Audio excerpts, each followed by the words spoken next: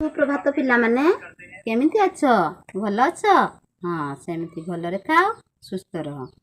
तो आज online class को समस्त को स्वागत। आज आम सप्तम श्रेणी साहित्य बही थिबा छोटरू बड़ कविताटी पढ़िबा। एई कवितार कवि होउछंती डॉक्टर जानकी वल्लभ महांती।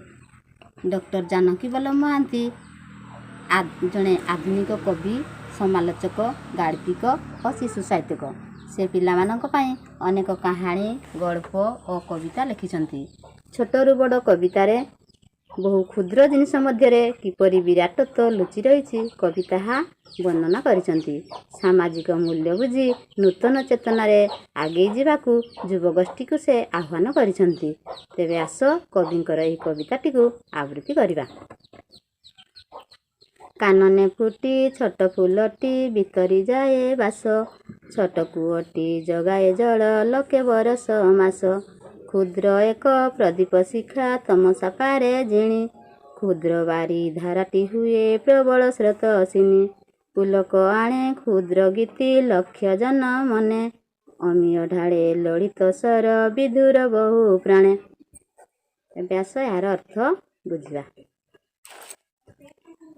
बगीचारे छोट फूलटी फुटिले तार बास बा महक, तार बास्ना चारिआड को वितरित होता प्रसारित हो जाए।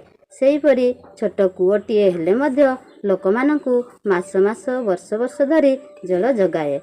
क्षुद्र बा छोट, क्षुद्र कहले पिला माने छोट, छोट एक दीपशिखा, छोट दीपशिखाटीए हेले मध्य आलोक प्रदान करी विराट अंधकार को दूर करिथाए। ठीक सेहीपरि क्षुद्र बारिधाराटीए मिसी एक प्रबल बेगरे प्रवाहित हेउथिबा बड़ नदीर रूप धारण करिथाए।